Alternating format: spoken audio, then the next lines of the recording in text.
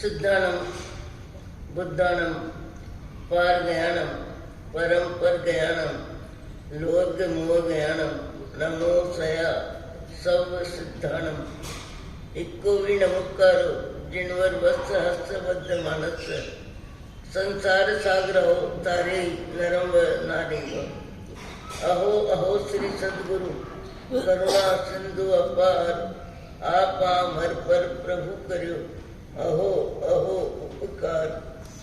अनंत शुद्ध आत्माओं को नमस्कार।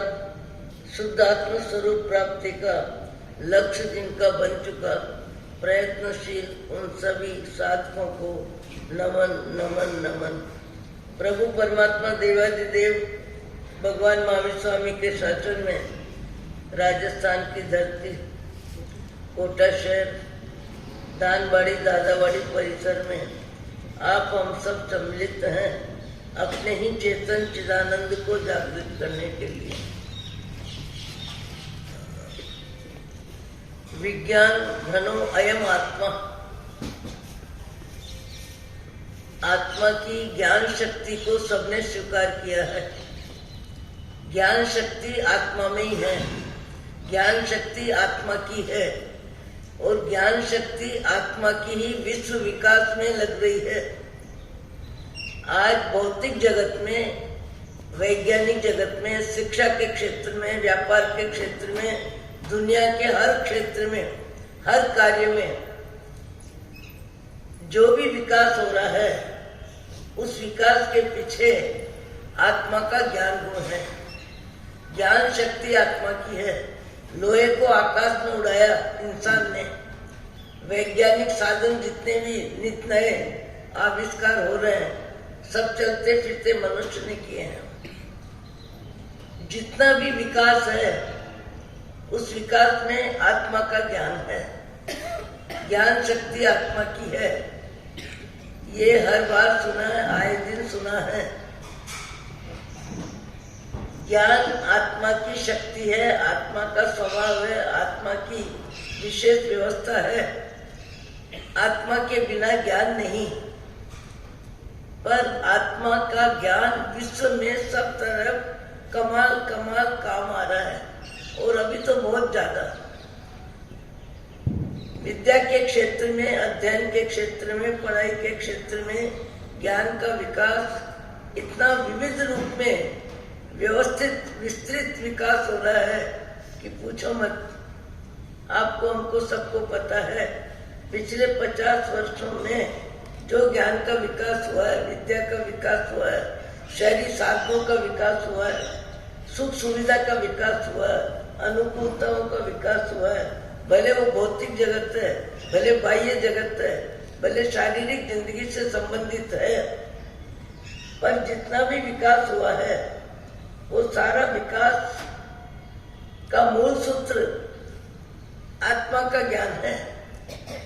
आत्मा का ज्ञान सारे संसार में काम आ रहा है और संसार में जितना काम आ रहा है सब आत्मा का ज्ञान है। आत्मा का ज्ञान स्वर्ग को जाने, नरक को जाने, मनुष्य लोक को जाने, दुनिया को जाने, देवों की गति को जाने, सबको जानने वाला कौन है? इंसान का ज्ञान। इंसान का ज्ञान सर्वत्र काम आ रहा है और अभी तो इतना ज्यादा काम में आ रहा है कि ज्ञान की आराधना, साधना, पढ़ाई लिखाई, कमाई के रूप में बहुत हो रही है, पर ज्ञान की आसाधना भी बहुत हो रही है। आज ज्ञान पंचमी के व्याख्यान में ये बात मुख्य आती है कि ज्ञान का आदर होना चाहिए, ज्ञान का बहुमान होना चाहिए, ज्ञान का, ज्ञानी का, ज्ञान के साधनों का, ज्ञान का, ज्ञानी का और ज्ञान के साधनों का ज्यादा में ज्यादा विनय विवेक से उनकी व्यवस्था में हमारे मन बुद्धि प्राण विनय गुण से लगने चाहिए। ज्यादा में ज्यादा विद्या के क्षेत्र में कितना विकास हो रहा है। आत्मा की मूल शक्ति के लिए कहा जाता है स्वर्ग पाताल मनुष्य लोग सबको जाने वो आत्मा, 3 लोक को जाने, 3 काल को जाने और एक समय में जाने, ऐसा आत्मा का ज्ञान है।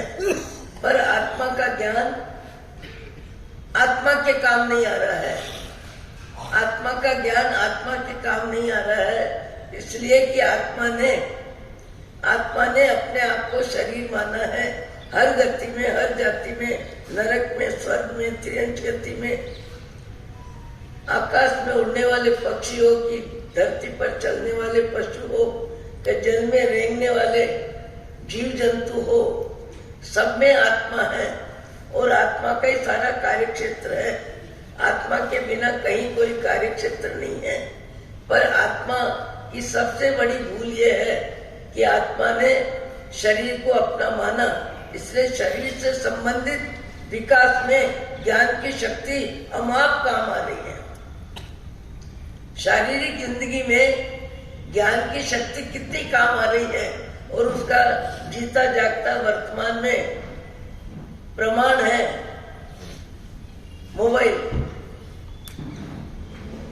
मोबाइल के माध्यम से जितनी ज्ञान की जानकारी हो रही है, आप कहाँ खड़े हो, आपको कहाँ जाना है, आपकी क्या जानकारी चाहिए, सारी बात ज्ञान की व्याख्या, आपकी जरूरत की पूर्ति, कहाँ क्या हो रहा है, कहाँ उत्सव हो रहा है, कहाँ महोत्सव हो रहा है, कहाँ अच्छाई हो रही है, कहाँ बुराई हो रही है, कहाँ मर रहा है, कहाँ जी रहा है, सारी जानकारी कौन दे रहा है?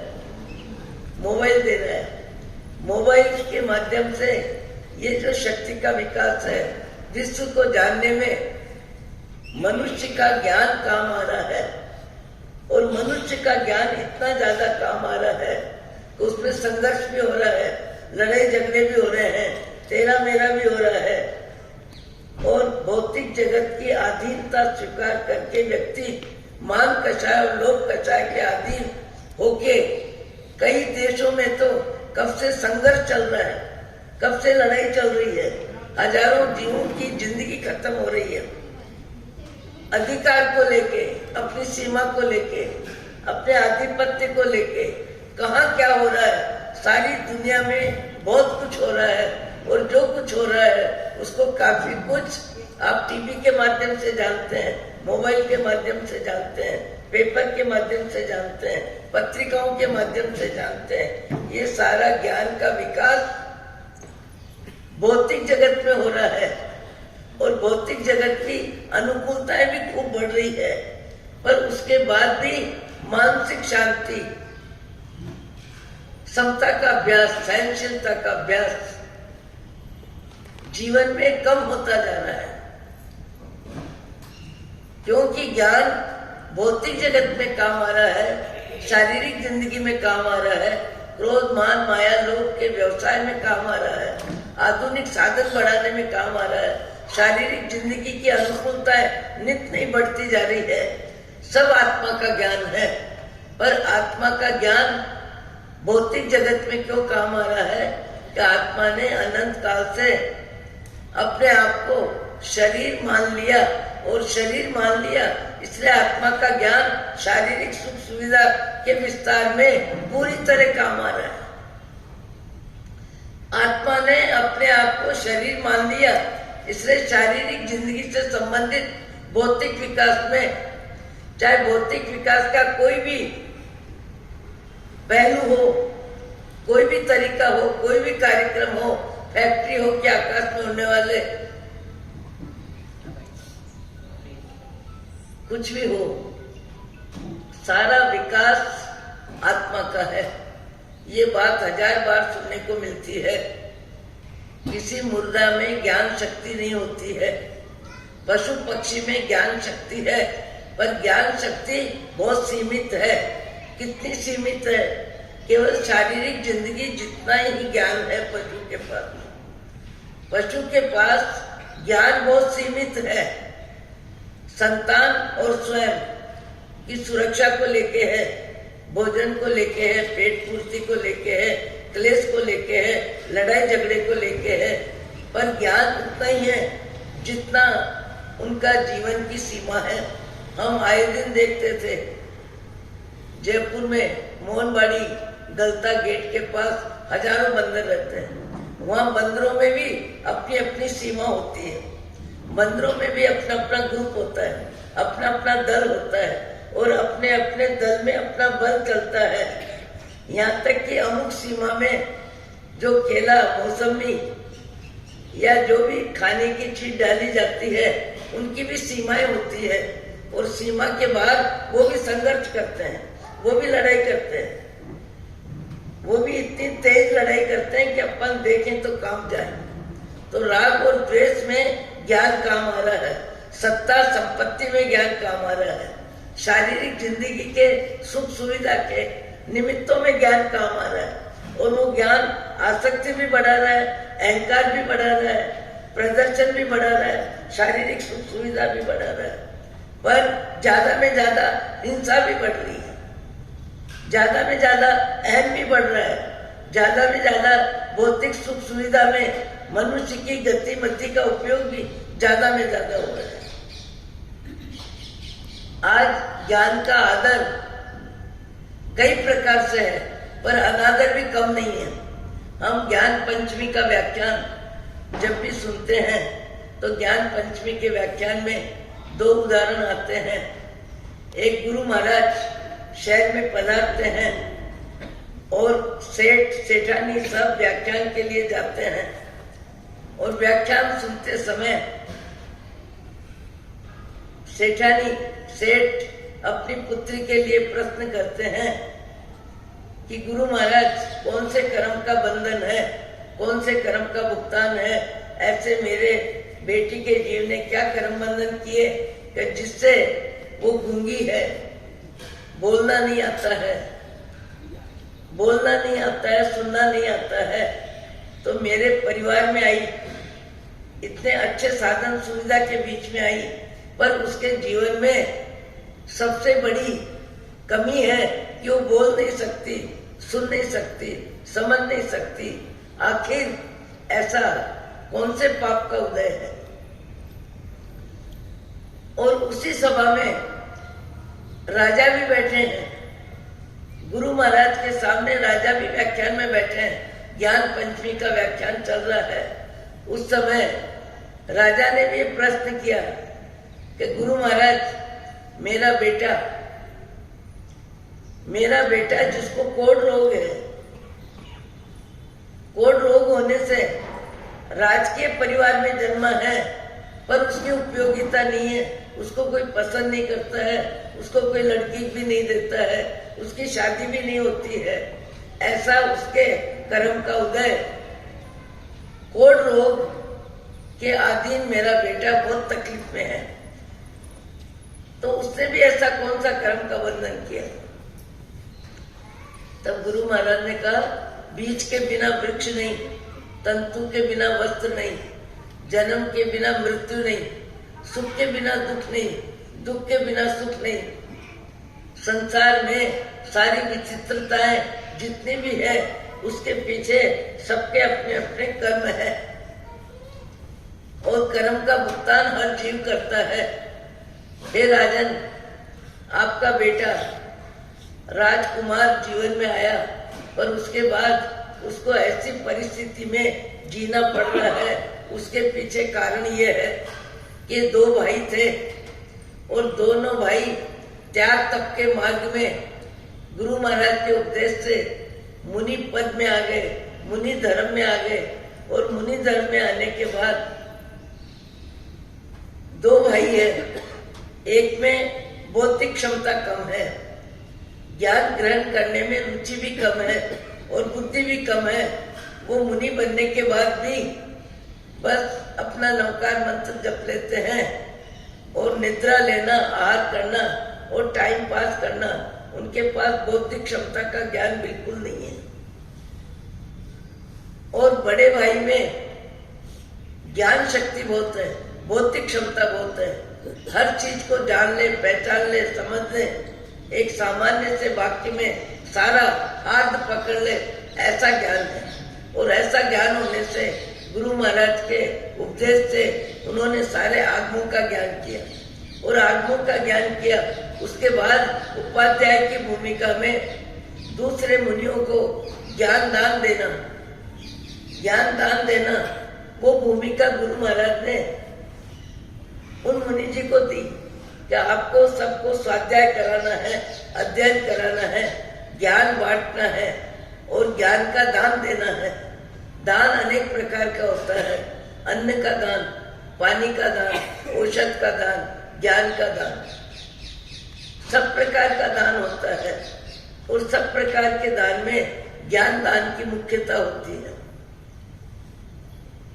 आचार्य पद के माध्यम से वो मुनि, बड़े मुनि सबको ज्ञान देते हैं, सब उनसे स्वाध्याय करते हैं, अध्ययन करते हैं, अर्थ पूछते हैं, तत्व का चिंतन की व्याख्या करते हैं और वो सबको पढ़ाते हैं और इतना अच्छा समझाते हैं, इतना अच्छा तरीका है समझाने का कि आने वाले मुनियों को विद्यार्थियों के रूप में जो उनसे पढ़ते हैं उनको बहुत आसानी से ज्ञान समझ में आ जाता है, बहुत प्रसन्नता से अध्ययन करते हैं, बहुत विनय विवेक से अध्ययन करते हैं और अध्ययन करने के बाद वापिस गुरु महाराज जब पूछते हैं तो सही सही जवाब भी देते हैं। एक बार ऐसा हुआ कि मुनि भगवंत को बुखार आ गया, 2-3 दिन बुखार में निकल गए। बुखार भी तेज है और तेज बुखार में पढ़ने वाले विद्यार्थी मुनि जिनको ज्ञान ग्रहण करने में रुचि है और गुरु महाराज के समझाने की क्षमता में ज्यादा चित्त की प्रसन्नता है, तो आए दिन ज्ञान दान देने वाले आचार्य भगवंत को जब बुखार आ गया और बुखार में थोड़ी मानसिक सुस्ती आ गई, अब पढ़ाने में मन नहीं लगता, विश्राम करने की रुचि होती है, पर कभी कोई मुनि आते हैं, कभी कोई मुनि आते हैं, कोई प्रश्न पूछ लेते हैं, कोई नई जिज्ञासा पैदा कर देते हैं, कोई पाठ सुनने की बात करते हैं, कोई अर्थ समझाने की बात करते हैं, कोई आता ही रहता है, कोई आता ही रहता है। उस समय ज्ञानी गुरु को, आचार्य भगवंत को, जिनमें समझाने की बहुत योग्यता है, ऐसा ज्ञान गुण उनमें विकसित है, पर उनके भाव में विचार यह आ गया कि मेरी बीमारी में भी मुझे शांति नहीं है, मेरी बीमारी में भी मुझे निश्चिंतता नहीं है, कभी कोई आते हैं, कभी कोई आते हैं, कभी कोई आते हैं, मैं विश्राम करना चाहता हूँ और मुझे ज्ञान का दान देना पड़ता है, पूछने पे प्रश्न का जवाब देना पड़ता है। मेरा छोटा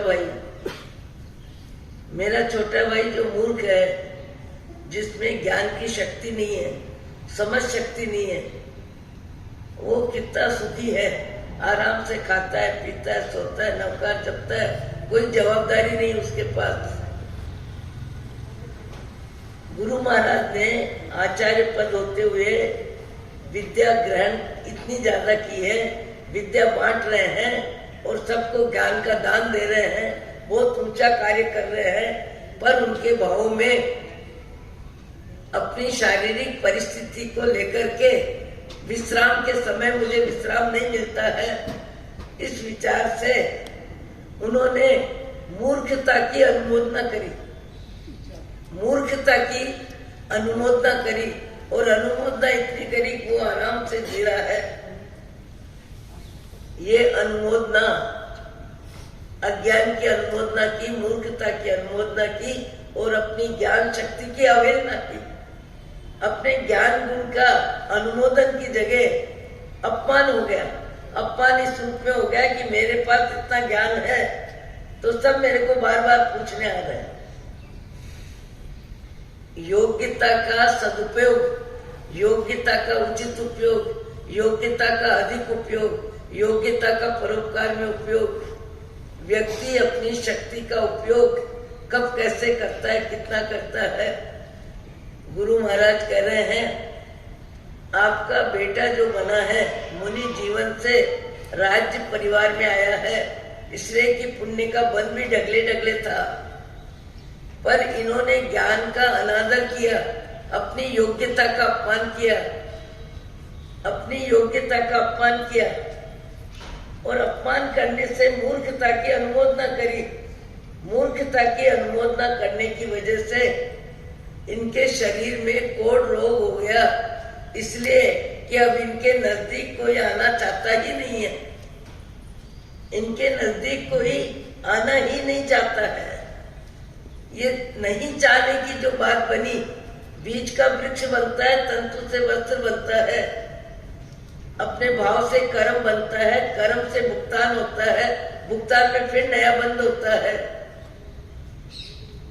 मनुष्य जीवन में जिसको जो शक्ति मिली है, उस शक्ति का सदुपयोग कितना करता है, उपयोग कितना करता है, मोह में कितना करता है, विवेक से कितना करता है, परोपकार में कितना करता है।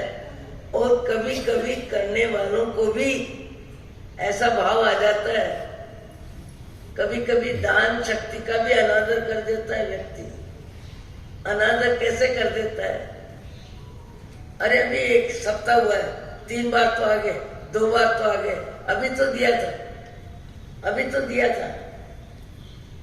फिर कोई कोई आता ही रहता है यहाँ तो कभी कभी दान रुचि के प्रति भी अप्रीति का भाव आ जाता है। दान शक्ति के प्रति भी व्यक्ति का विवेक विकल हो जाता है। यहाँ राजा साहब को गुरु महाराज ने कहा, आपके बेटे की वर्तमान की शारीरिक स्थिति अपने कर्म का भुगतान है। उन्होंने ज्ञान का अपमान किया, योग्यता को नकारा और अयोग्यता की अनुमोदना करी, इसलिए कुदरत ने ऐसा शरीर दे दिया कब इनके पास न कोई आवे, न इनसे पूछे, न इनका शरीर का उपयोग हो। ये इनके विचारों की करनी का भुगतान है। सेठानी ने भी पूछा कि मेरी बेटी की स्थिति ऐसी क्यों? गुरु महाराज ने जवाब दिया, आज का जमाना तो पढ़ाई लिखाई का है, उस जमाने में पढ़ाई की कीमत कम रही होगी और पढ़ने के समय पिता प्रोत्साहन देते हैं, अध्यापक डांट भी देते हैं, 2-4 पीट भी देते हैं हाथ से। इस तरह की परिस्थिति में सेठानी को बच्चे का मोह, बेटे का मोह, और मोह में वो जब रोती है, परेशान होती है, तब माँ कहती है कोई जरूरत नहीं है पढ़ने की, क्या करेगी पढ़ के, क्या होगा पढ़ के। और क्रोध ही क्रोध में पुस्तकें जला देती है, पुस्तकें फाड़ देती है और ज्ञान का अनादर इतना ज्यादा किया। सेठ ने समझाने की कोशिश भी की कि तुम क्या कर रही हो, तुम्हारी बेटी मूर्ख रहेगी, ज्ञान तो जीवन में आना ही चाहिए, ज्ञान तो जीवन में होना ही चाहिए। दोनों के बीच में क्लेश हो जाता है और क्लेश में ज्यादा चित्त विक्षिप्त हो जाता है, मारपीट, ओम शांति हो जाती है जीवन की। वो सेठानी का जीव यहाँ तुम्हारी बेटी के रूप में आया है, वो बेटी के रूप में आया है, गुण मंजरी के रूप में मूक, बधिर, आवाज शक्ति नहीं है। इधर कौन है? गुण मंजरी और वरदत्त मुनि जीवन से आया है और गुण मंजरी सेठानी के जीव के रूप में आया है। दोनों को अपने अपने कर्म का भुगतान हो रहा है। जो कर्म बंधन करता है उसको भुगतान करना ही पड़ता है। आज हमारे जीवन में ज्ञान का, विद्या के क्षेत्र में, पढ़ाई के क्षेत्र में, कमाई के लिए, पैसा कमाने के लिए, विद्वान बनने के लिए विदेश जाके अध्ययन करना, विदेश में रहना, विदेश में कमाना, सारी बातें बहुत ज्यादा है।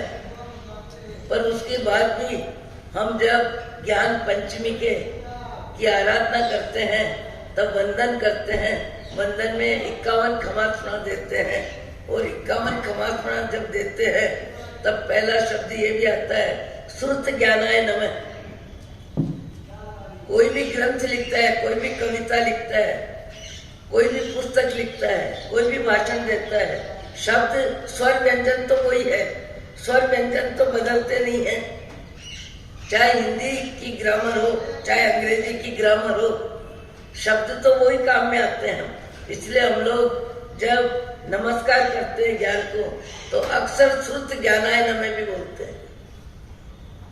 हर अक्षर में ज्ञान है और ज्ञान की आराधना जितनी हो रही है उससे ज्यादा विराधना हो रही है। आज व्यक्ति पेपर बिछा के बैठ जाता है, पेपर बिछा के बैठ जाता है, पेपर में खाने की चीज लेके खाता रहता है, पेपर का उपयोग लैट्रिन में कर लेता है, पेपर का उपयोग अग्नि जलाने में कर लेता है। अभी तो साधन बदल रहे हैं, पर कई तरह से ज्ञान का अपमान होता है, अवहेलना होती है, अनादर होता है। ज्ञान जितना बढ़ रहा है, अज्ञान भी कम नहीं बढ़ रहा है, विनय विवेक कम हो रहा है, श्रद्धा कम हो रही है, आराधना कम हो रही है, परमात्मा की भक्ति कम हो रही है, शास्त्र स्वाध्याय कम हो रहा है, गुरु और भगवान के भेद का ज्ञान कम हो रहा है। दुनिया में दुनिया का अध्ययन बढ़ रहा है, दुनिया में दुनिया का अध्ययन बढ़ रहा है, कई भाषाओं का व्यक्ति ज्ञान कर रहा है, पर अपने जैन धर्म के अनुसार अपनी बुद्धि का उपयोग ज्ञान के विकास में जीव क्या है, अजीव क्या है, नव तत्व क्या है, षड द्रव्य क्या है, 14 गुण स्थानक क्या है, 5 इंद्रिया क्या है, और 5 इंद्रिया किसको होती है, बेंद्री, तेंद्री, चौरेंद्री, पंचेंद्री। ये सामान्य ज्ञान भी लगभग व्यक्ति को नहीं होता है। गति कितनी 4, जाति कितनी 5, काया कितनी 6, ऐसे भी शब्दों का ज्ञान लगभग कई व्यक्तियों को नहीं होता है। क्यों? कि आत्मा से संबंधित, भक्ति से संबंधित, शास्त्र स्वाध्याय से संबंधित, तत्व ज्ञान से संबंधित, जीव अजीव का भेद समझना, इस तरह के ज्ञान में आज व्यक्ति की रुचि बहुत कम है। आज सबसे ज्यादा रुचि है दुनिया का ज्ञान, दुनिया के कार्य क्षेत्र का ज्ञान, और दुनिया के कार्य क्षेत्र के ज्ञान में इतनी ऊंचाई बढ़ रही है, और उस ऊंचाई के पीछे मूल में दृष्टिकोण है परिग्रह, अर्थ लाभ, ज्यादा में ज्यादा भौतिकता की सुख सुविधा, भौतिकता की सुख सुविधा का महत्व कितना बढ़ रहा है, कितना बढ़ रहा है। आज एक उम्र आने के बाद व्यक्ति अपना जीवन बनाता है और अपने बच्चों का भविष्य बनाने में उसका दिल दिमाग कितना लगता है, और खुद जिनका बच्चा है, जिन्होंने बड़ा किया है, जिन्होंने पढ़ा लिखा के ऊंचा किया है, जिन्होंने विवाहित किया है, कमाने योग्य बनाने में अपनी बुद्धि की ताकत, पैसे की ताकत, शरीर की ताकत और अपने लोभ की ताकत, बच्चे के विकास में आज कितनी पढ़ाई में कितना खर्च हो रहा है, कितना ज्यादा। कई व्यक्ति तो अपनी संतान को पढ़ाने के लिए मकान बिक्री कर देते हैं, जमीन बिक्री कर देते हैं, सोना चांदी बिक्री कर देते हैं। कई व्यक्ति लोन ले लेते हैं, कई व्यक्ति कहते हैं महाराज बच्चों को लोन लेके पढ़ा रहे हैं। आज विद्या का विकास बहुत है, पर विद्या का विकास शारीरिक जिंदगी का स्तर है। आज विद्या के विकास में अहम का विकास है, भौतिकता का विकास है, लोभ का विकास है, सुख सुविधा का विकास है, अपने मन से जीने का विशेष रूप से दृष्टिकोण बन जाता है, और कर्तव्य में व्यक्ति में कंजूसी बढ़ती जा रही है, इच्छा का महत्व बढ़ता जा रहा है, और कर्तव्य के ज्ञान में व्यक्ति लगभग कंजूस बनता जा रहा है। मेरी जिंदगी और मेरे बच्चों की जिंदगी, ज्यादा में ज्यादा अपने बच्चों का भविष्य बनाना और अपनी कमाई ज्यादा में ज्यादा करना, ये ज्ञान है, पर ये ज्ञान भौतिक है। इस ज्ञान में स्वार्थ है, इस ज्ञान में इच्छा पूर्ति है, इस ज्ञान में अहम है, इस ज्ञान में शारीरिक सुख सुविधा है। अध्यात्म बीच में कहीं आता ही नहीं है, आत्मा का ज्ञान बीच में आता ही नहीं है। और माँ बाप भी उसी राह पे ज्यादा में ज्यादा प्रयत्नशील है, क्योंकि जगत की जो रीति होती है उसी रीति में व्यक्ति चलता है। आज खाने में, पीने में, बैठने में, सामान रखने में ज्ञान का अनादर इतना ज्यादा होता है। अक्सर वही है और उन्हीं अक्षरों से ग्रंथ लिखे जाते हैं, उन्हीं से पुस्तकें लिखी जाती है। हम ज्ञान का जितना विकास हो रहा है, अध्यात्म ज्ञान का उतना ही ह्रास है। अपने जीवन में एक विशेष गुण आना चाहिए कि अपनी जो योग्यता है उस योग्यता का अपन उपयोग करें, उस योग्यता को व्यापक बनाएं, उस योग्यता में दूसरों का हित भी समावे, उस योग्यता में तेरे का मेरे का क्षेत्र व्यापक बने। आपकी शारीरिक क्षमता है और किसी के दुख दर्द में आपका शरीर, आपके हाथ काम आते हैं। किसी का पांव दबाना हो, किसी का सिर दबाना हो, आप में कला भी है, आपका हाथ किसी को सुहाता भी है, तो उस शक्ति का भी उपयोग सेवा क्षेत्र में करना, ये भी व्यक्ति की योग्यता है। आपके पास जरूरत से ज्यादा पैसा है तो उस पैसे का उपयोग मोह की जिंदगी में तो करेंगे, पर मोह की जिंदगी के अतिरिक्त पशु पक्षी की सेवा में, अनुकंपा दान में, समाज की योग्यता के विकास में और अध्यात्म में अपने जीवन को आगे बढ़ाने में कभी कभी व्यक्ति हकीकत में, ऐसा मैंने भी सुना है कभी कभी, हमारा साथ एक बार कोई आता है, 2 बार आता है, 3 बार आता है, 1 महीने में 2-3 बार आ जाता है। कोई स्कूल के लिए, कोई मंदिर के लिए, कोई उपासना के लिए, कोई पढ़ाई के लिए, कोई अपने व्यापार के लिए। जब उसको पता है कि दान वीर है, इनके पास धन है और दान रुचि भी है, तो जिसकी दान रुचि होती है उसके पास कई व्यक्ति अपनी समस्याएं लेके जाते हैं, समस्याएं लेके जाते हैं। समस्याओं के समाधान में मन बुद्धि का उपयोग भी करता है, पर कई व्यक्ति कहते हैं महाराज देते देते भी थक जाते हैं, देते देते भी थक जाते हैं, मन उब जाता है, उपलम की भाषा बोलने में आ जाती है और उनको इस तरीके से समझाते हैं कि जिससे हमारा पैसा बच जाए। तो भाग्य का भी अनादर है, अपने भाग्य का भी अनादर करते हैं हम, अपनी बुद्धि का भी अनादर करते हैं, अपनी शारीरिक स्वस्थता का भी अनादर करते हैं। शरीर की स्वस्थता सामान्य गुण नहीं है। पहला सुख निरोगी काया, शरीर बल, बुद्धि का बल, विवेक शक्ति, समझ शक्ति का उपयोग अपनी सीमा में, अपने मोह की जिंदगी में तो दुनिया करती है। अपना क्षेत्र व्यापक होना चाहिए, अपने क्षेत्र में 7 पीढ़ी का समावेश होना चाहिए, अपने विकास में दूसरों का हित होना चाहिए। शरीर कहाँ सदा रहने वाला है?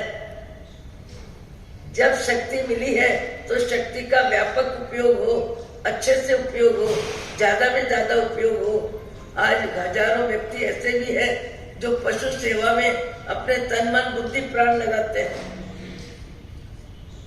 पूरी जिंदगी लगा देते हैं। कई व्यक्ति स्वार्थ की जिंदगी में सिमट के रहते हैं और स्वार्थ की जिंदगी में ही उनको अपनी शक्ति का उपयोग करना अच्छा लगता है। शक्ति का व्यापक उपयोग नहीं करना पड़े, इसके लिए वो ऐसे अवसरों को भी छोड़ना चाहते हैं, इसलिए कि अपन जाएंगे बैठेंगे तो अपने को भी कुछ बोलना पड़ेगा। व्यक्ति धन का लोभी, बुद्धि का, स्वार्थ का, अपने शरीर का, शक्ति का उपयोग हम जितना कर सकते हैं उतना उपयोग करने वाले करते हैं, पर नहीं करने वाले ज्यादा हैं, करने वाले कम हैं।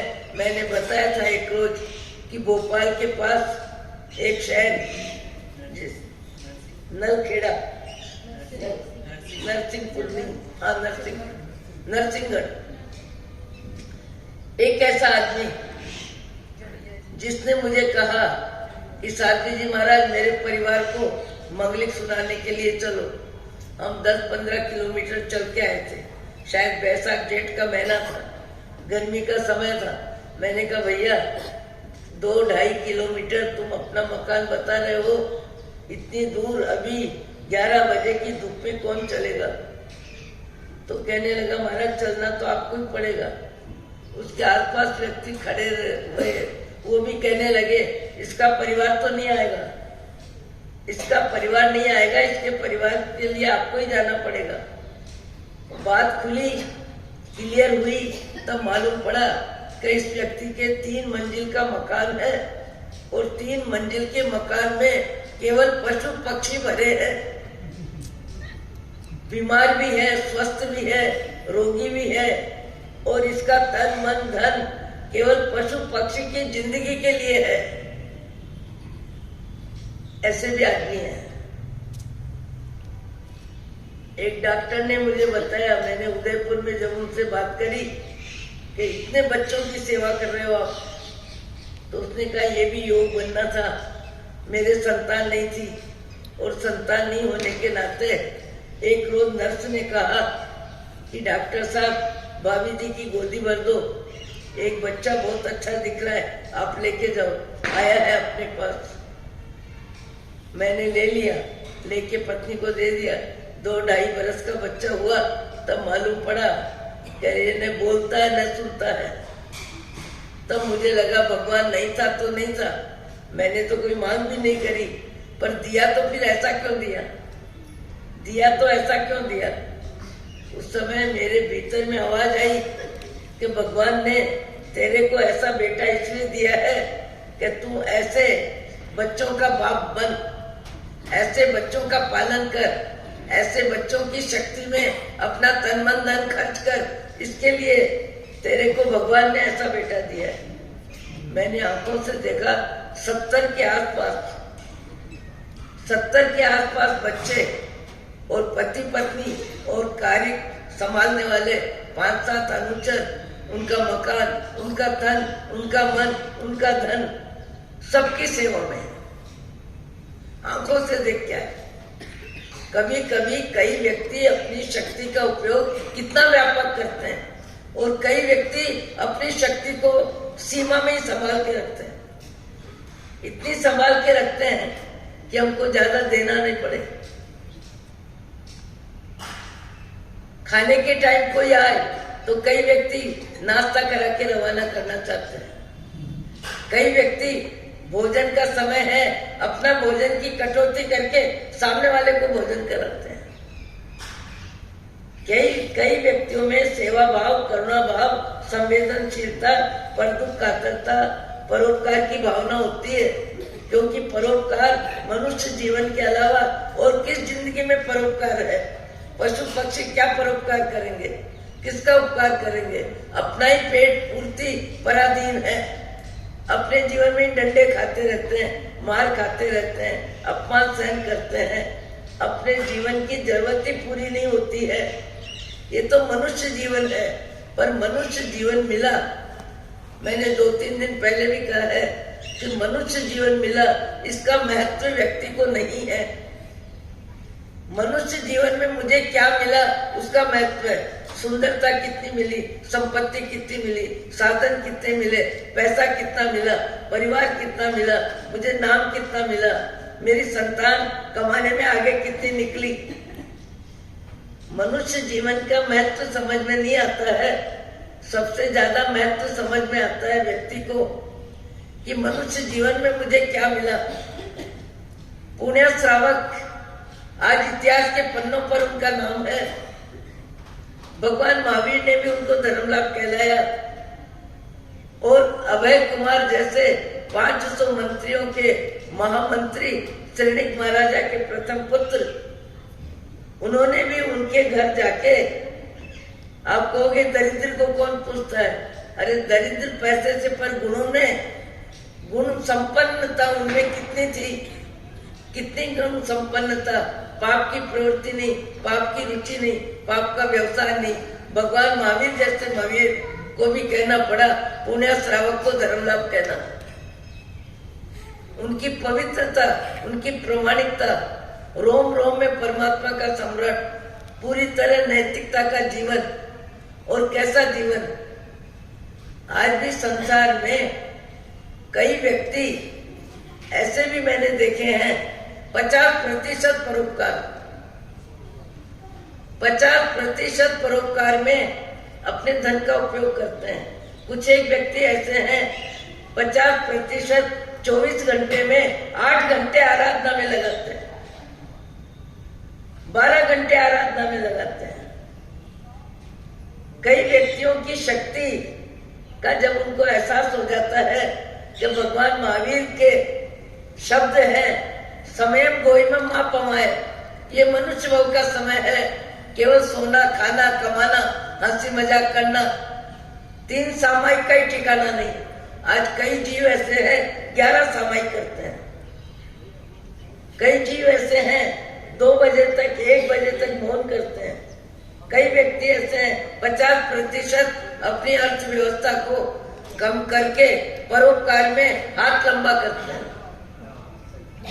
कई व्यक्ति अपने भाग्य की चादर को अपनी मोह की जिंदगी में ही फैलाते रहते हैं, मोह की जिंदगी में ही विस्तार करते रहते हैं, कपड़ों की संख्या बढ़ाते हैं, मकान की क्वालिटी बढ़ाते हैं, कार की महंगी कार की व्यवस्था जमाते हैं, सोफा सेट सारा सामान अप टू डेट होना चाहिए, ऐसा होना चाहिए कोई आने वाला देखे कि क्या सामान है इनका।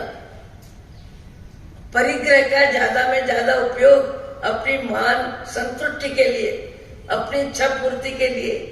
कई व्यक्ति तो भोजन व्यवस्था में इतना ज्यादा पैसा उड़ाते हैं, सगा भाई भी सगी बहन भी रोटी के लिए रोती है, ऐसे कई व्यक्ति मैंने देखे हैं। और अपने बेटों की सगाई शादी में 2000, 1500, 1000 की प्लेट,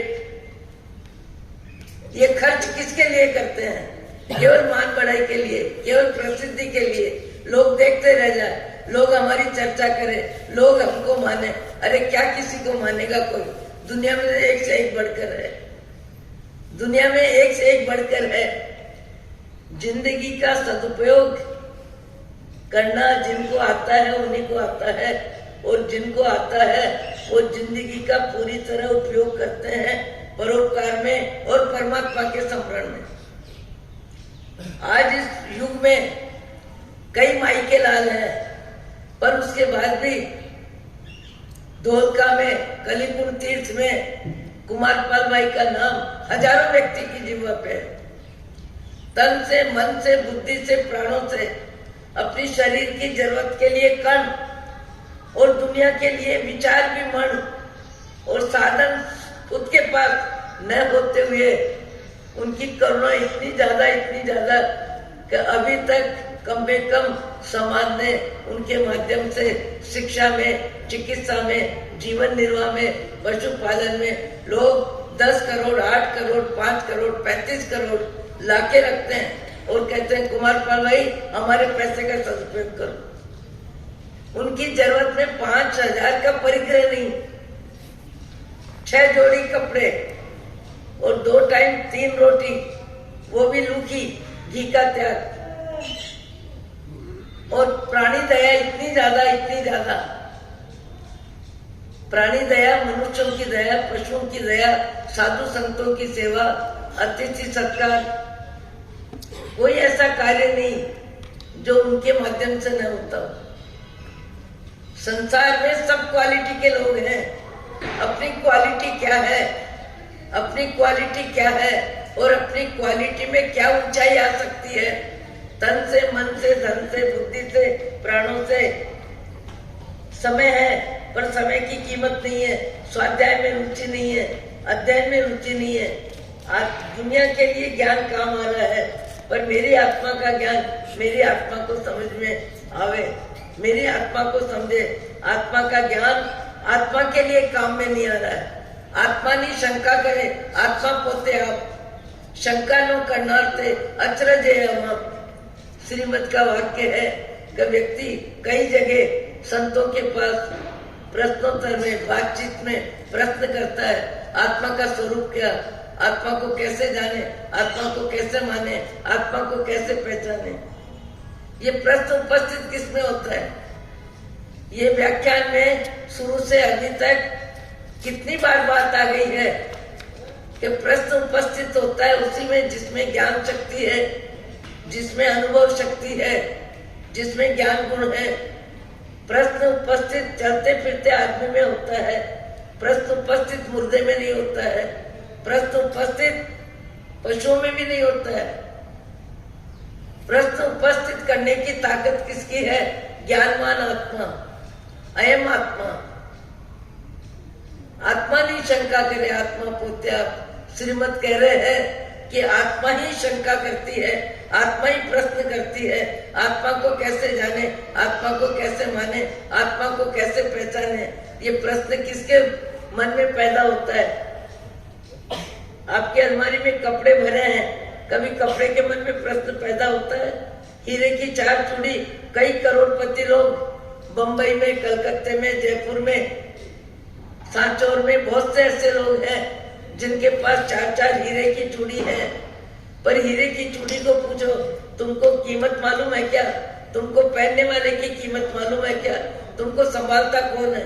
तुमको रखता कौन है? तुम्हारा मोह कौन करता है? तुमको पहनने के बाद अहम कौन करता है? मेरी चूड़ी दूसरे देखे, ये भाव पैदा किस में होते हैं? चूड़ी में होते हैं कि व्यक्ति में होते हैं? भाव पैदा किस में होते हैं? भाव शक्ति आत्मा की है, जड़ में भाव शक्ति नहीं है। जड़ में भाव शक्ति नहीं है। जड़ का जीव पुजारी है, जड़ को देख के राजी होता है, पहन के राजी होता है, बेटे बहू को पहना के राजी होता है, मकान देख के राजी होता है, सजा के राजी होता है। कई पार्टी में जाओ तो क्या करते हैं? आईने में खड़े होते हैं, मैं कैसा लग रहा हूँ, मैं कैसी लग रही हूँ। अरे तू अरूपी आत्मा है, ये तो चलता फिरता मकान है, ये तो पंचभूत का पिंड है, पंचभूत का पिंड है। दीपे चाम चादर मणि, हाड़ पिंजरा दे, भीतर या सम जगत में और नहीं गिनगे। ये चमड़ी की चादर है, जब तक शरीर के ऊपर वहां तक इसका आकर्षण है, वहां तक इसका रंग रूप है, वहां तक इसकी पहचान है। इस चमड़ी को हटाओ, उसके बाद डॉक्टरों को पूछो, ऑपरेशन करते हैं, तब भीतर में क्या भरा है? भीतर में क्या भरा है? पर मनुष्य जीवन का महत्व भगवान महावीर ने कहा, समय गोए में मां पमाए। अभी भी कई व्यक्ति ऐसे हैं जो समय का उपयोग करते हैं। गृहस्थ जीवन भी है, पारिवारिक जीवन भी है। मैंने कुछ दिन पहले ही बताया था कि 2 मित्र हैं और एक मित्र कहीं जाके बैठा है और उसके लिए चाय आई है। वो दूसरे आदमियों के साथ गपशप फारसी मजाक कर रहा है और एक मित्र उसका और आ जाता है और दूसरा मित्र आता है, उसके लिए भी चाय आती है। और चाय आने पर वो क्या बोलता है, भैया मेरे को एक प्याली दे दो। तो पहला मित्र बोलता है, क्या प्याली का करेगा, बैठ, हंसेंगे, बोलेंगे, खाएंगे, पिएंगे। तो वो कहता है, भैया तेरे पास समय है, मेरे पास समय नहीं है। मैं 15 व्यक्तियों की जवाबदारी लेके जीवन जी रहा हूँ और ये मनुष्य भाव है, बार बार नहीं मिलेगा। मुझे प्याली दे दो, मैं प्याली में चाय को ठंडी करके पी लूंगा। 15 मिनट की हत्या करूं मनुष्य भाव की, ऐसा समय मेरे पास बेकार नहीं है। एक चाय पीने में 15 मिनट की हत्या, 15 मिनट का समय बातचीत में, हंसी मजाक में, कहीं खड़े हैं, समाज की बात, परिवार की बात, पैसे की बात, परिचितों की बात, पड़ोसी की बात, निंदा में, विकटता में, कलह में। कैसे मनुष्य जीवन हमारा जा रहा है। हमको मनुष्य जीवन की कीमत नहीं है। हमको कीमत है क्या मिला, कितना मिला, कैसा मिला। छूटने वाले संसार को सजाने में लगे हैं। भगवान आपको मुझको सद्बुद्धि दे। ज्ञान पंचमी, ज्ञान की आराधना करें, ज्ञान की आशा अपना कम करें। कई व्यक्ति तो पुस्तकों को जला देते हैं, कई व्यक्ति आसन के रूप में अखबार को काम में लेते हैं, कई व्यक्ति खाने में काम में लेते हैं, कई व्यक्ति कैसे कैसे ज्ञान की आराधना करते हैं। आपको, हमको, सबको भगवान सद्बुद्धि दे और आत्मा का ज्ञान आत्मा को जानने में काम में आए। भगवान ऐसी सद्बुद्धि दे। अहो अहो श्री सद्गुरु करुणा सिंधु अपार, आप अमर पर प्रभु करो, अहो अहो उपकार। जे स्वरूप समझा बिना पाए